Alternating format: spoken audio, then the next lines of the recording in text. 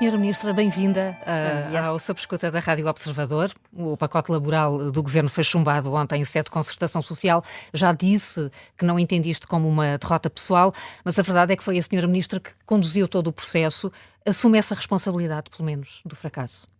Com certeza que assumo a responsabilidade de tudo o que faço na minha vida e certamente, e por maioria de razão, assumo a responsabilidade daquilo que faço nestas funções. Não é uma derrota pessoal, claro que não é, este é um projeto do Governo, era necessário e aliás para nós era muito importante e fazíamos questão disso, tentar elevar ao máximo a possibilidade de negociação para tentarmos ter um acordo na concertação social, porque é importante ter paz social, é importante ter soluções de compromisso, mas isto é apenas uma fase do processo. Portanto, sim, agora nós teríamos que passar à fase seguinte, outro processo, não é? E vamos debruçar-nos muito sobre isso. Não faz sentido se falar de derrota, pessoal ou não, a meio, digamos assim, a meio da corrida. O que seria derrota, isso é que lhe quero dizer, o que seria derrota era nós desistirmos do processo, porque este governo é um governo reformista e tem que apresentar as reformas, quer elas sejam mais fáceis de passar, quer sejam menos fáceis de passar. E este processo reconhece que começou com um erro político quando fala da questão da amamentação, como falou? Eu já referi várias vezes que nunca falei da amamentação. Falei foi do número de horas de diminuição do trabalho pagas pelo empregador sem limite por conta do Estatuto da Amamentação. Mas, evidentemente, nem sempre conseguimos comunicar bem e, portanto, nesse sentido, obviamente, poderíamos talvez ter comunicado melhor. Disse por exemplo, deixe-me citá-la, há crianças amamentadas até à primária para as mães terem horário reduzido. Foi uma forma infeliz de falar do assunto. Não, também não disse exatamente isso. Saiu na manchete do jornal, não estava depois na notícia, estava no título. Mas repare, este processo, este diploma, ou a proposta de diploma, tem muitos artigos e, portanto, nessa altura pegaram naquele ponto como poderiam ter pegado noutro qualquer, sobretudo porque nós utilizámos um processo muito transparente, que foi levar tudo lá. Podíamos ter feito ao contrário, como sabemos, às vezes na concertação social e nomeadamente no governo do PS, por exemplo, na suposta agenda de trabalho digno, nem sequer foi à concertação social. Portanto, aí não havia erros de comunicação, não é? Porque nós escolhemos a outra via. E pronto, evidentemente, pegaram por aí, julgo que poderiam ter pegado por qualquer coisa. Também não posso deixar de dizer que houve alguma desinformação, as pessoas falaram muito, isto é uma matéria muito técnica e, portanto, as pessoas falaram muito sem conhecer, portanto, é fácil que estas coisas aconteçam. Isto dito, com certeza que poderíamos ter conseguido esclarecer mais depressa do que precisamente, o Governo comunicou bem esta reforma. A determinada altura não se percebia exatamente que mensagem é que queria transmitir o Governo? Olha, a mensagem é muito simples. Nós, em Portugal, infelizmente, temos indicadores que nos obrigam a fazer isto. Indicadores de rigidez. Portugal é o segundo país com a legislação laboral mais rígida num universo de 37 ou 30 países, segundo um estudo da OCDE. O que só por si nos deveria levar a pensar, porque também sabemos que os países que estão acima nessa escala são aqueles que são mais produtivos, são aqueles que pagam melhor. E essa mensagem faltou a determinada altura, considera isso? Pois, essa não era a única razão, não é a única razão. Nós temos um problema muito grave de jovens a sair. E de desemprego jovem também. E de desemprego jovem. Portanto, nós temos que atender a isso. Quando me dizem, está tudo tão bem, a economia está tão bem, porque é que vamos mexer numa legislação que provou bem, porque a economia está bem? Aí já conseguem encontrar uma relação. Mas o facto da economia estar bem só permitiu, foi bom para este processo, porque permitiu que o discutíssemos com toda esta calma. Não é? E que pudéssemos maturar as soluções, que foi no fundo o que estivemos a fazer aqui. Mas não ilude os problemas fundamentais que nós temos. Baixa produtividade, jovens a sair, um mercado de trabalho segmentado e, sobretudo, baixos salários. E nós, para fixarmos o salário mínimo, podemos fazê-lo por decreto. Para conseguirmos que os salários, na sua globalidade, subam. já não é assim que se faz, é preciso aumentar a produtividade e a competitividade. Portanto, este é o grande ímpeto desta reforma, sem desguarnecer os direitos dos trabalhadores. E já percebemos que não se dá como derrotado, o processo agora seguirá para o Parlamento. Nem o Governo não se dá como derrotado, como é óbvio, mas já anunciei que vai. Se no final de todo este processo parlamentar a reforma laboral não for aprovada, mantém condições políticas para continuar no cargo? Políticas e anímicas? Bem, ouça, como deve calcular, eu estou neste cargo porque o Sr. Primeiro-Ministro me convidou e, portanto, enquanto o Sr. Primeiro-Ministro entender que eu tenho condições, evidentemente mas que tenho condições. Vontade pessoal e política. Este é um desafio, mesmo até do ponto de vista pessoal, muitíssimo, muitíssimo interessante e com múltiplos dossiês, portanto... A reforma laboral, obviamente, que neste momento tem ocupado muito o espaço mediático e também tem ocupado muitas das horas do meu dia desde há um tempo. Mas eu tenho outros dossiês muitíssimo interessantes, igualmente desafiantes. Olha, por exemplo, tenho o dossiê da transformação digital da Segurança Social. Hoje é o Dia da Segurança Social e aproveito para o dizer aqui e cumprimentar todos os trabalhadores da Segurança Social. E só esse dossiê da transformação digital, por si, já mereceria que eu estivesse aqui. Nós temos um programa implementado, que começou em janeiro de 2025, e neste programa de transformação digital nós já tirámos 3,5 milhões de pessoas dos balcões da Segurança Social. Antes de dissecarmos o que será a reforma laboral, das suas palavras depreendo que haverá vida para além da reforma laboral, é isso? Mas com certeza que há vida para além da reforma laboral. Repare, um governo como o nosso, que não tem maioria absoluta, aquilo que tem é cumprir o seu dever. E o seu dever é apresentar as reformas. E depois, e é o que vamos fazer. É o que vamos fazer, não tenha dúvidas. Fizemos, também é um dever, também é um governo de concertação. Portanto, vamos discuti-las. Já o discutimos durante 9 meses na concertação, agora vamos discutir mais o tempo que for preciso na Assembleia. Mas a Assembleia também terá que fazer o seu trabalho. E o resultado do trabalho da Assembleia terá que ser aceito pelo governo, porque a democracia é assim. Uhum. E este processo acabou com muitas críticas entre o Governo e a UGT e já falaremos também mais à frente sobre o papel de Mário Mourão nestas negociações, mas na entrevista que deu à SIC disse algo importante, que a UGT se recusou a negociar o aumento do salário mínimo. Acrescentou mesmo que estranhou. Só para percebermos, o Governo propôs esse aumento para quanto e em que prazos?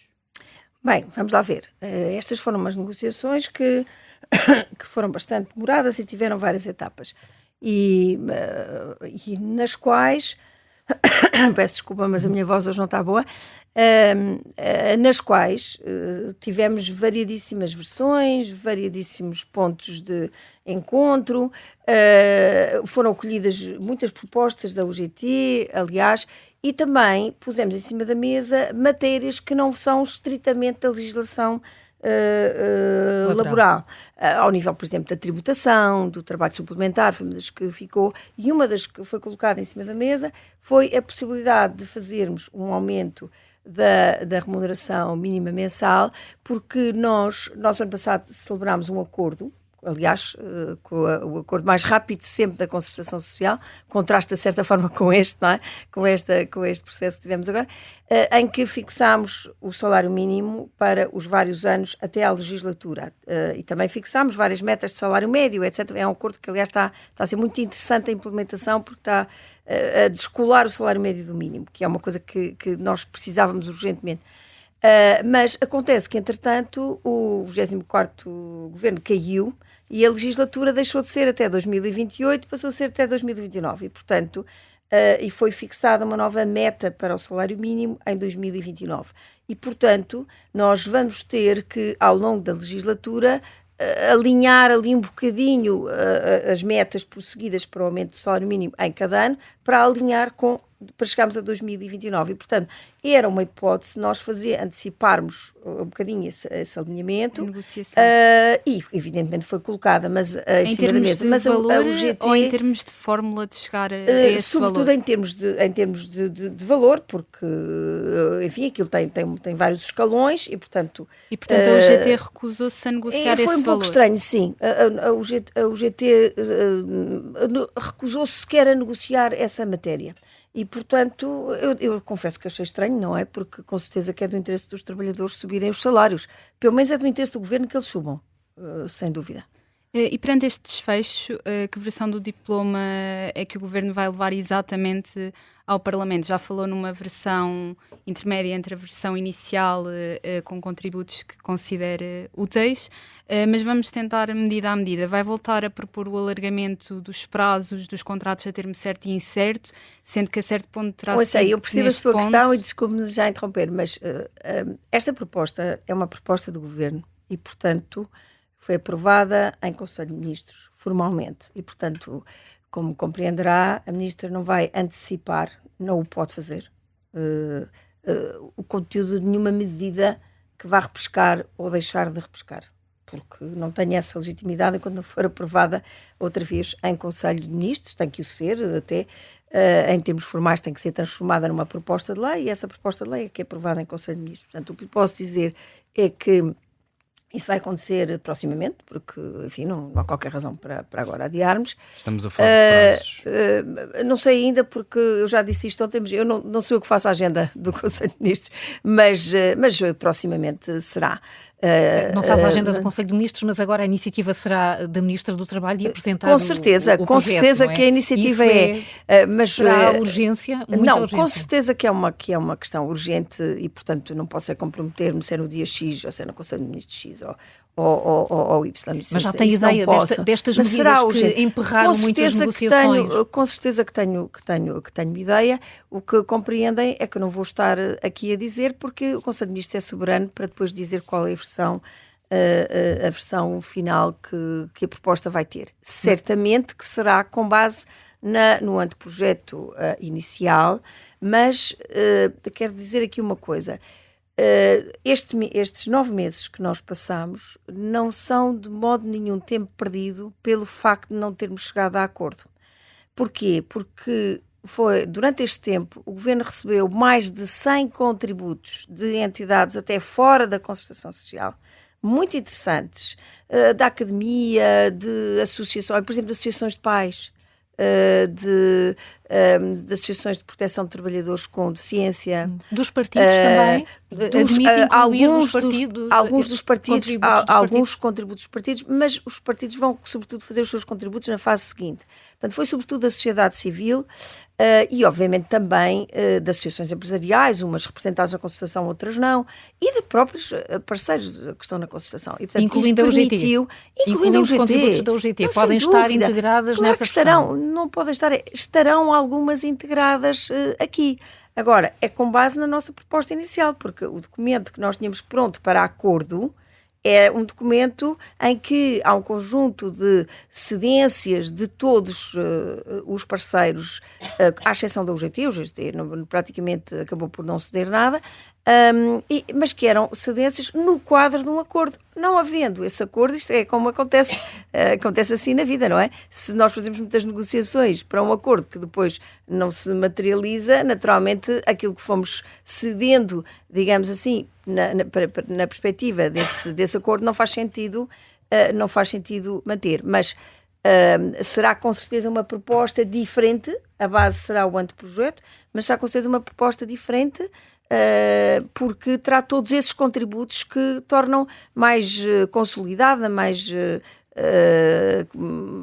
valioso do ponto de vista dos objetivos que se pretende. Vou só insistir aqui num ponto que não fazia parte do anteprojeto inicial, mas que foi a própria Ministra a trazer para cima da mesa, que é a questão do aumento dos dias de férias para os 25 dias. É uma proposta que ainda pondera incluir agora nesta Vamos ver, versão. Terá que ser o Conselho de Ministros a decidir. Essa era uma daquelas relevantes para o acordo, não é? Portanto, o que estava no anteprojeto não era isso, era mais 2 dias associados ao período de férias.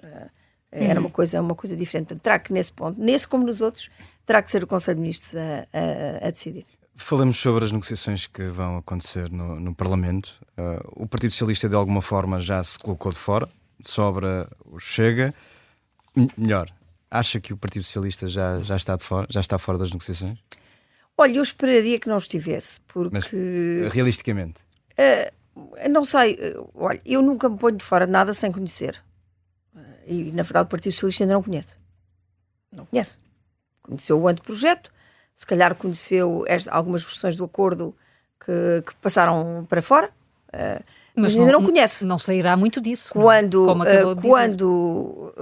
Quando for aprovada a proposta final, então terá a oportunidade de conhecer. E, portanto, eu esperaria que um partido absolutamente institucional, como é o Partido Socialista, conseguisse apreciar essa proposta quando ela efetivamente lhe chegar à mão, que chegará brevemente. E depois porque eu, na verdade, não tenho percebido qual é a argumentação do Partido Socialista. Não tenho percebido, devo dizer. Primeiro, falou num retrocesso civilizacional que de todo em todo está lá. Não está lá. Nós, se compararmos esta reforma com outras reformas que já foram feitas em Portugal, por exemplo, no âmbito da Troika, esta reforma é muitíssimo diferente e é muito mais soft, posso assim exprimir-me. A outra foi um maior retrocesso civilizacional. Não foi um maior retrocesso civilizacional. Foi aquilo que foi necessário para que Portugal ultrapassasse aquele período. E devo dizer que a UGT até subscreveu, porque essa reforma teve como base, aí sim, um acordo tripartido e subscrito pela UGT. Estranho que agora a atitude deles seja tão diferente dessa época. Também é uma coisa que me causou perplexidade em todo este processo. Portanto, o argumento do retrocesso civilizacional não consigo perceber. Até porque esta reforma, pelo contrário, é muito virada para o futuro, para as relações de trabalho do futuro, para flexibilizar regimes que estão pensados ainda no código como se o trabalho continuasse a ser um trabalho dos tempos modernos do Charlie Chaplin, quando na verdade não é. Portanto, dizer que há um retrocesso civilizacional não consigo perceber. A agenda de trabalho digno, que eu acho verdadeiramente que é uma agenda de trabalho rígido, é isso que ela é, a agenda de trabalho rígido, porque digno é todo o trabalho, sabe? Eu não gosto nada do termo, até porque foi um termo, enfim, copiado de um programa da OIT que não tinha tinha este título, mas não tinha este conteúdo. E, portanto, retrocesso civilizacional, nem pensar. O outro argumento do PS é, imagine-se, isto não teve acordo na concertação. Quer dizer, passaram o tempo todo a dizer, se isto não tiver acordo. Ora, o PS já levou muitas reformas laborais sem acordo ao Parlamento. Algumas até sem irem à concertação social. Caso da agenda de trabalho rígido, por exemplo. Portanto, na verdade, não reconheço qualquer legitimidade a ninguém do PS para dizer isto ao Governo, que, pelo contrário, levou o processo da concertação social ao limite das suas possibilidades. Repare que este processo negocial resistiu a 4 meses de imobilismo total da UGT, que nos disse, não tivemos tempo, precisamos de mais tempo. Ao 5º mês, aderiu a uma greve geral, suspendendo, portanto, aí quebrando as negociações, levantou-se mais 2 vezes da mesa e até fomos lá a 2 rejeições. Portanto, só a segunda é que foi, digamos assim, de vez. Portanto, o Governo esgotou ao máximo aquilo que podia. Portanto, verdadeiramente não tem que receber lições do Partido Socialista sobre a concertação social. Talvez tenha que dar algumas. Portanto, eu espero, sinceramente, que o PS queira negociar connosco. Não vejo por que não. Porque em nome dos interesses do país, em nome daquilo que este projeto efetivamente prossegue, que é a melhoria das condições de trabalho e de vida dos portugueses, encontrar aqui, dar condições às empresas de produtividade e competitividade que lhes permitam subir os salários e recuperar 800 mil jovens que saíram, não para contratos sem termo, atenção, não para contratos sem termo, para contratos a termo, para ganharem muito mais no exterior. Portanto, é isto que está em causa. E acredita que no meio deste processo todo que descreveu, o PS instrumentalizou a UGT nesses tais meses? Olha, não me compete fazer esse juízo, mas na verdade a UGT comportou-se de uma forma muito estranha ao longo deste processo. É isso que posso dizer. Estranha como? Porque a UGT disse sempre que estava no processo de diálogo, estava sempre à mesa das negociações, nisso procurando diferenciar-se da CGTP, que a CGTP aqui teve uma posição muito mais transparente, no transparente, que não quis fazer. Ao fim de meia hora. Mas Mário Mourão foi desleal? Eu não gosto de classificar assim, mas eu não consegui perceber. Na verdade não consegui perceber, porque a postura que teve sempre à minha mesa, tivemos sempre uma relação muito cordial, temos uma relação aliás muito cordial entre todos os parceiros na concertação social, até porque este governo reativou muito a concertação social e temos vários dossiês lá que funcionam bem, e portanto eu não tinha qualquer razão para esperar que este não funcionasse bem, mas na verdade não sei porque o que se dizia à mesa não era depois o que acontecia. Trabalhamos sobre o cenário mais plausível, pelo menos, que esta reforma passe pelo Chega. André Ventura exigiu, entre outras coisas, a descida da idade da reforma como contrapartida, a Sra. Ministra já afastou esse cenário. Acredita que será possível convencer o Chega? O Governo está disposto a ceder em quê exatamente?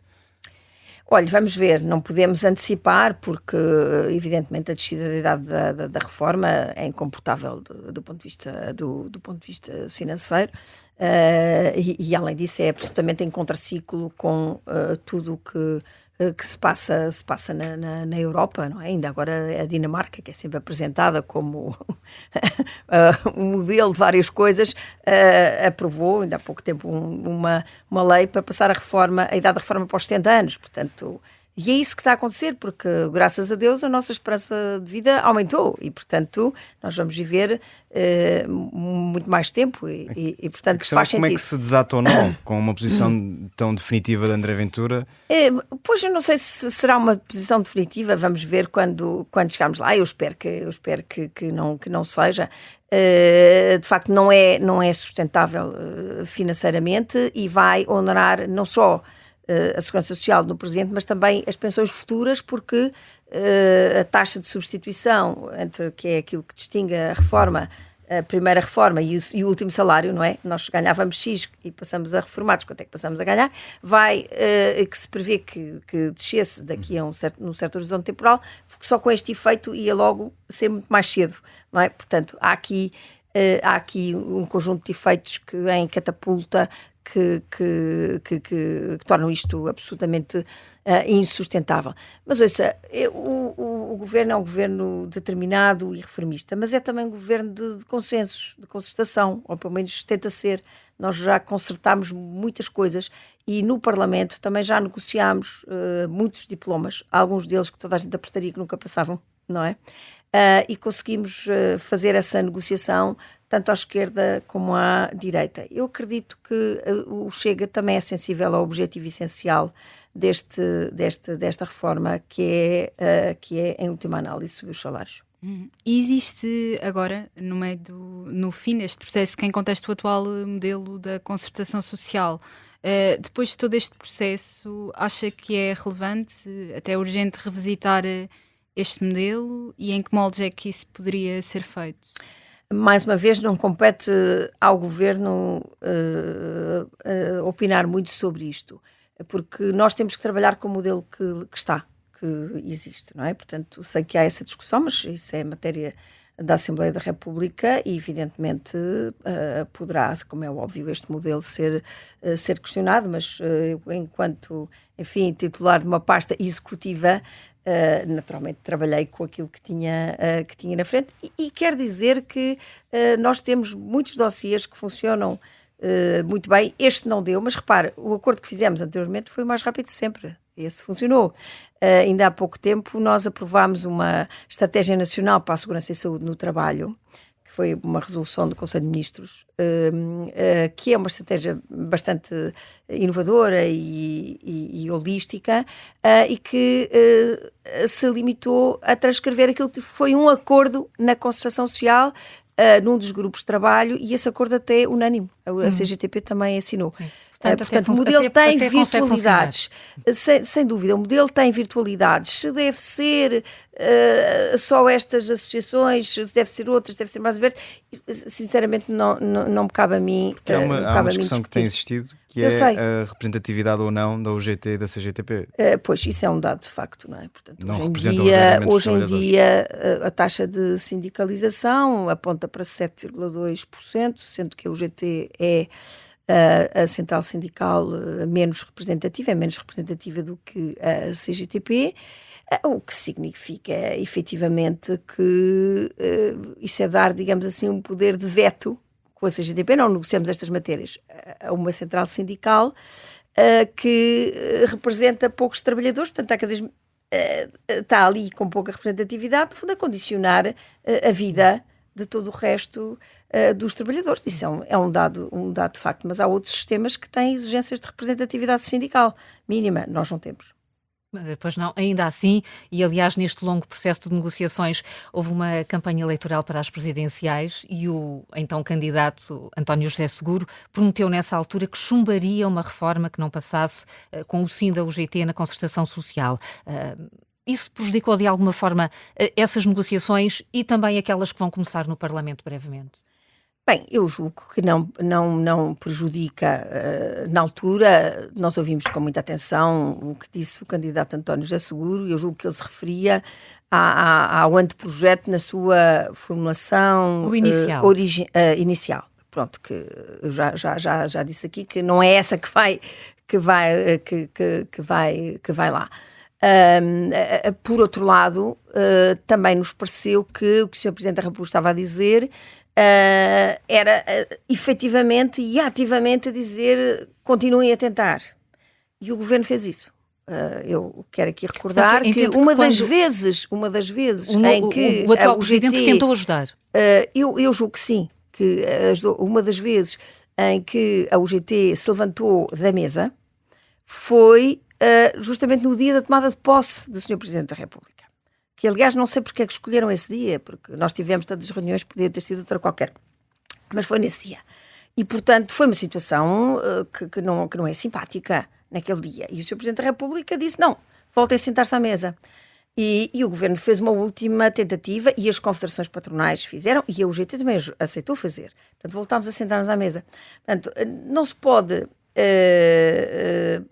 quando as circunstâncias mudam, eu acredito que a palavra do Presidente foi importante no dia 9 de março, no dia da tomada de posse. Então, e no dia 1 de maio, quando a mensagem do Presidente da República diz que perante as dificuldades dos trabalhadores a resposta nunca foi a resignação, foi a organização, a exigência e a luta por direitos, e acrescenta, esta Presidência nunca estará indiferente às vossas causas, dos trabalhadores. Mas olha que o Governo isso também... uma fragilização da posição do Governo? Por acaso tem uma certa convergência aí, porque o Governo também nunca estará contra as causas dos trabalhadores. Portanto, subscreve aquilo que a mensagem do Presidente. Esta reforma tem também em mente os trabalhadores. Aliás, tem os trabalhadores em mente em primeiro lugar. Portanto, aquilo que acontece é que nós não podemos continuar a defender os direitos dos trabalhadores assim, na teoria, sem mudar a legislação. Não, mas, efetivamente, que está em sintonia com a palavra do Presidente em todos estes momentos, também nesta mensagem do 1º de maio. Não tem que estar em sintonia ou deixar de estar em sintonia. O que eu digo é que o Governo também pretende proteger os trabalhadores, mas a verdade é que não se conseguem resultados diferentes com as mesmas receitas. E nós temos que pensar que aquilo que nos trouxe aos números que eu comecei por referir, baixa produtividade, salários 35% abaixo da média, 800 mil jovens, os mais capazes no estrangeiro, disparidade salarial entre homens e mulheres, o mínimo é 14% de disparidade, mas vai aos 25% em certas situações. O que nos trouxe aqui foi a legislação atual, entre outras coisas, não só a legislação atual. Portanto, nós temos efetivamente que mudar, dar condições às empresas para serem mais produtivas, porque sem isso não conseguem pagar mais. Portanto, nós estamos perfeitamente em sintonia, se queres dizer assim, quanto à ideia final. Agora, temos que reconhecer que ter a legislação laboral mais rígida contribuiu para estarmos numa situação que não é boa, não é? Ter uma menos produtividade trouxe-nos aqui. Não vos parece que é um imperativo mudar? Nós não queremos trazer os nossos jovens de volta? Temos que querer. Nós não queremos que os trabalhadores ganhem mais em Portugal? Temos que querer, mas mais substancialmente mais. Não é o salário mínimo ser aumentado, porque se for só o salário mínimo, no limite estamos todos a ganhar o mesmo.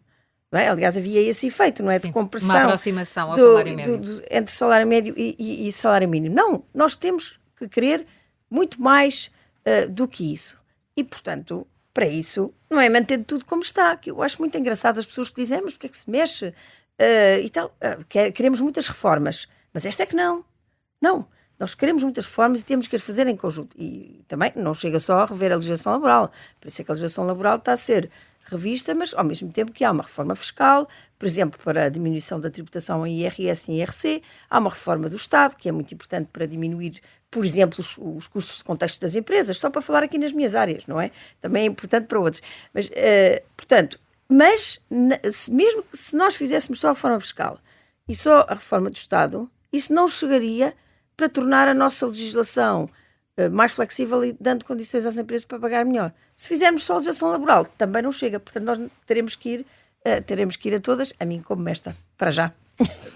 Mas recuperando as palavras de Luís Montenegro, o Primeiro-Ministro disse no Parlamento que, bom, se não houver reforma laboral, o país não acaba. Pergunto-lhe se o país não acaba, de facto, se não houver reforma laboral. Perante tudo aquilo que acabou de escrever... O país não acaba, mas não fica melhor, não sim. é? Mas repare, nós não estamos aqui para manter o status quo, senão não valia a pena estar aqui. Nós estamos aqui para servir Portugal, e servir Portugal significa melhorar as condições de vida das pessoas. Mas ter um Primeiro-Ministro a dizer isto no Parlamento, quando o processo ainda não estava fechado, isso não acabou por fragilizar a posição do Governo? Não, o Primeiro-Ministro estava-se a referir ao final do processo. Portanto, ou seja, não acabará Portugal se no final a reforma não vier a ser aprovada, ou se vier a ser vetada, e depois for aprovada de novo, é só uma questão de tempo. Portanto, era isso que ele estava a referir, não era propriamente à fase negocial. Porque esta reforma pode-se fazer sem acordo na concertação social. É isso que vamos fazer. E estava a dizer isso, se for vetada pelo Presidente da República, é só uma questão de tempo, porque sabemos que é assim. Sim, se ela tiver passado... Isso dá alguma segurança também à forma como está a encarar esta reforma laboral, sabendo que... Isso é o que a Constituição diz, passará. Não tem que dar segurança. Não. Sim. Mas deixe-me só esclarecer aqui uma questão. Atendendo àquilo que António José Seguro disse durante a campanha presidencial, e uma vez que não houve acordo na concertação social... mesmo que haja um entendimento no Parlamento de tudo o que sabe, acredita que António José Seguro vai aprovar ou vai permitir que o diploma passe em Belém? Acredito que ele vá olhar para o documento que tem na sua frente como aquilo que tem mesmo que avaliar. Portanto, o documento que terá na sua frente certamente é diferente, será necessariamente diferente. A proposta de lei já vai ser diferente e com certeza com a negociação que teremos que fazer na Assembleia será ainda mais diferente e portanto com certeza que o Sr. Presidente vai exercer os seus poderes constitucionais com base no diploma que tem ou na proposta de diploma que tem na frente e não com base na situação que existia quando ele era candidato. Voltando um bocadinho à reunião da concertação social de ontem, já referiu que as sentenças que o Presidente da CIP apresentou na véspera não foram concertadas com o Governo, disse-o ontem na entrevista à SIC.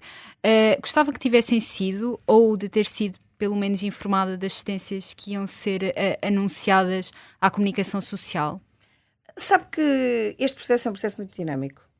Não só o Governo fala com os parceiros em conjunto e formalmente na concertação social, como uma reunião como a que tivemos ontem, e tivemos várias ao longo deste processo, como fala informalmente em reuniões preparatórias no seu gabinete, como também os parceiros falam entre si,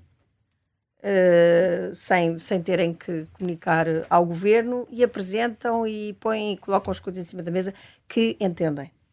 Há uma grande liberdade ali e, portanto, Neste caso, a CIP não informou o governo.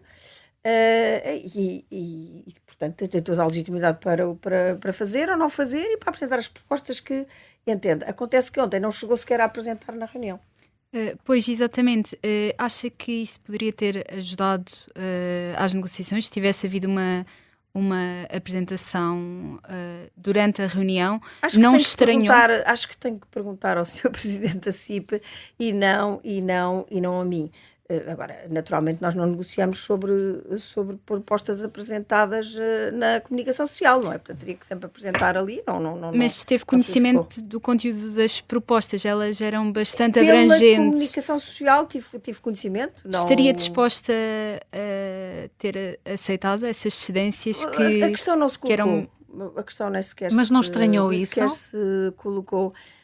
Eu acho que, mais uma vez, volto a dizer, o Sr. Presidente da CIP é que tem que explicar porque é que foi assim, mas também quero dizer que dificilmente seria de outra maneira perante o ambiente da reunião de ontem, que foi um ambiente um pouco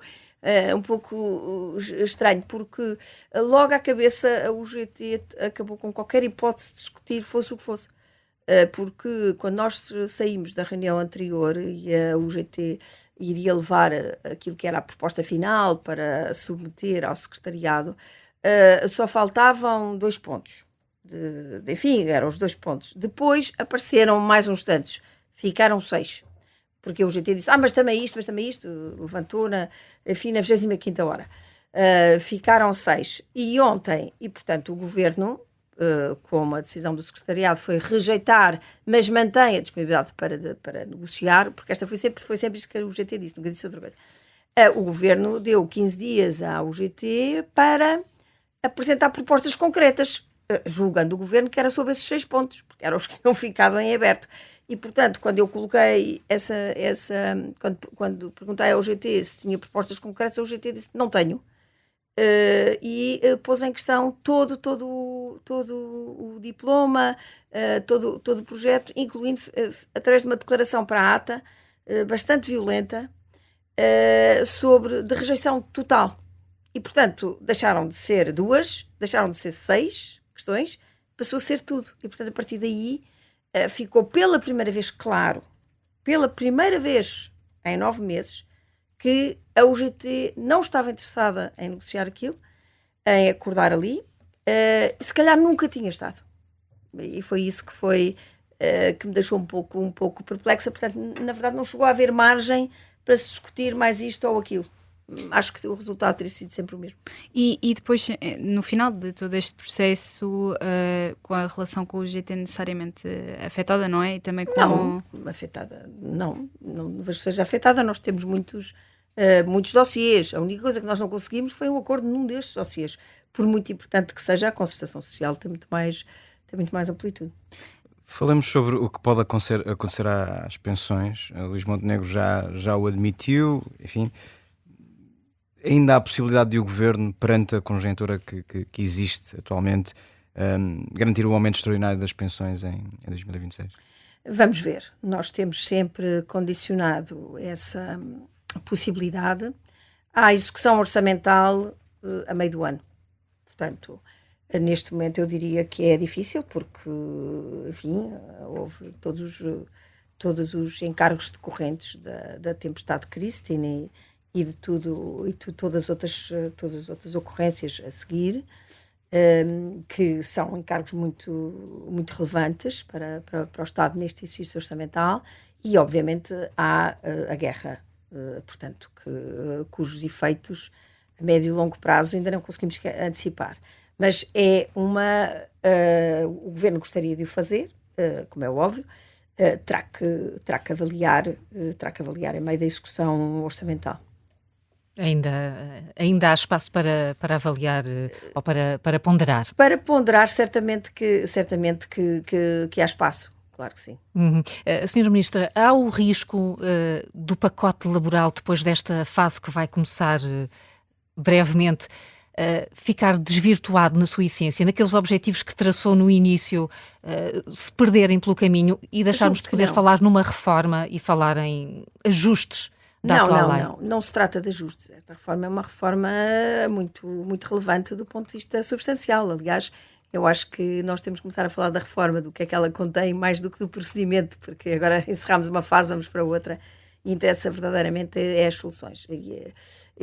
E as soluções, eu julgo que esta reforma é muito importante, por causa dos objetivo que eu já referi, mas é uma reforma que conjuga medidas de flexibilização de alguns regimes.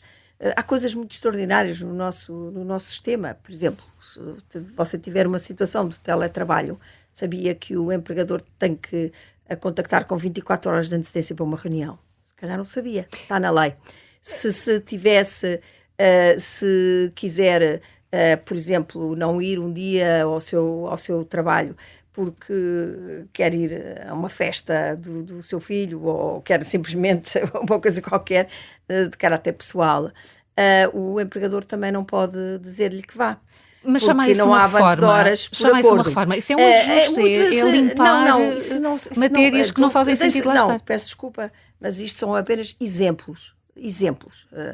O conjunto é que é relevante e, portanto, o conjunto é... enfim, nós temos 4 categorias, 3 grandes eixos, 3 grandes eixos aqui.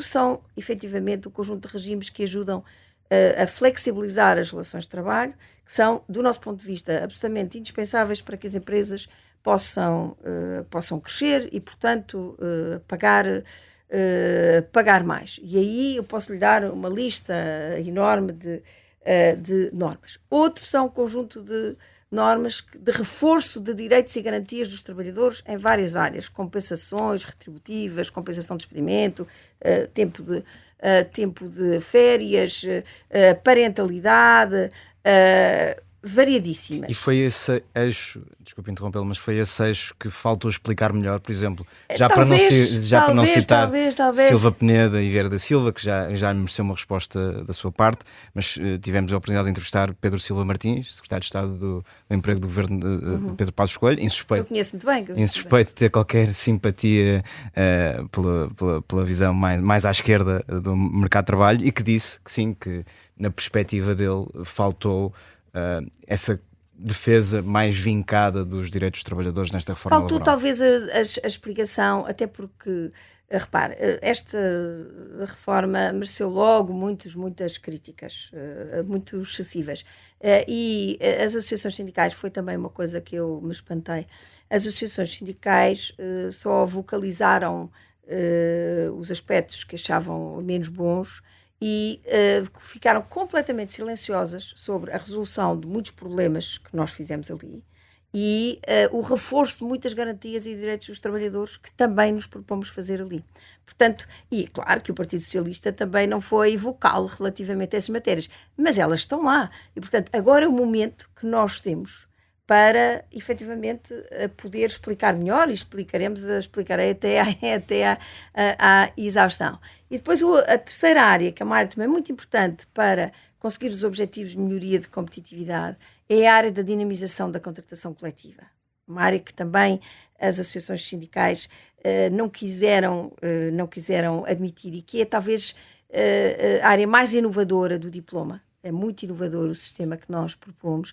É um sistema que aposta no sistema de revisão de convenções coletivas mais dinâmico, mais célere, para evitar um problema que nós temos, que é as convenções coletivas zombie. Eu escrevi isso uma vez e eu sempre essa expressão. Que é as convenções coletivas que são logo denunciadas, porque a lei não prevê um prazo mínimo de vigência das convenções, logo denunciadas, depois permanecem durante anos. Nós temos convenções coletivas que têm 10 anos, 15 anos. Ora, o nosso mercado de trabalho muda muito. É preciso adaptação. E, portanto, não vale a pena ficarmos enquistados em ideias de que as convenções coletivas são como as leis, com a mesma estabilidade. Não, as convenções coletivas são muito importantes para que o processo seja dinâmico.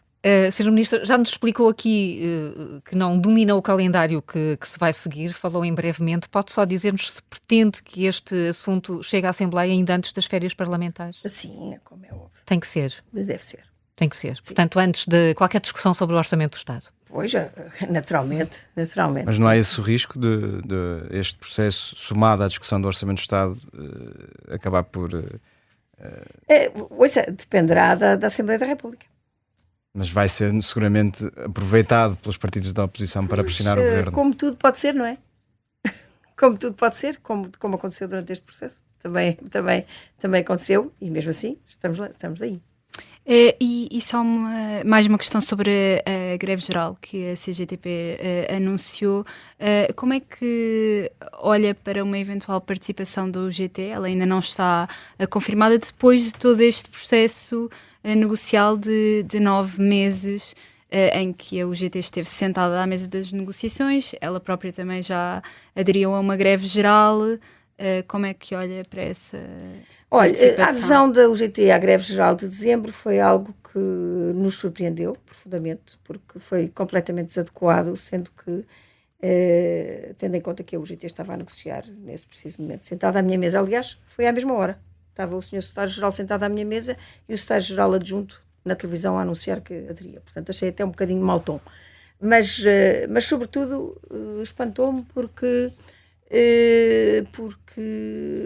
não é a postura da UGT. A UGT gaba-se sempre, e bem, e tem créditos firmados sobre isso, de ser uma confederação sindical de diálogo, de estar sentada à mesa. E estávamos em pleno diálogo e eis, não quando, há ali uma quebra, no fundo, porque foi uma quebra da negociação. Evidentemente que até à greve já não houve mais negociação, como é óbvio, não é?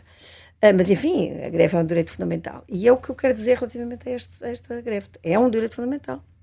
Portanto, os trabalhadores é que decidem, segundo a nossa Constituição, é que decidem quando a querem fazer, porque é que a querem fazer.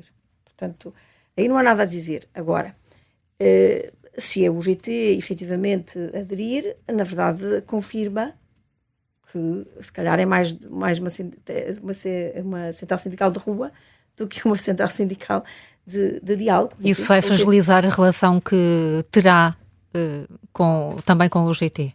Não vai fragilizar a relação, assim como não fragilizou anteriormente. Nós, no dia seguinte à greve, como tínhamos este dossiê para negociar, estávamos sentados com o UGT. Como disse, é um direito fundamental que ninguém contesta e que, aliás, esta reforma laboral também não contesta, ao contrário do que foi dito. Agora, isto dito, também não vamos diminuir o impacto que uma greve geral tem sobre as famílias, sobre os pais que querem dar os filhos na escola, sobre os trabalhadores que querem ir trabalhar e não conseguem, sobre as pessoas que estão doentes e sobre o Parlamento também. E querem ir ao médico e não conseguem. Portanto, uma greve geral é uma coisa grave. Senhora Ministra, muito obrigada por ter vindo ao Subscuta. Obrigada eu. Um bom dia. Muito obrigada eu.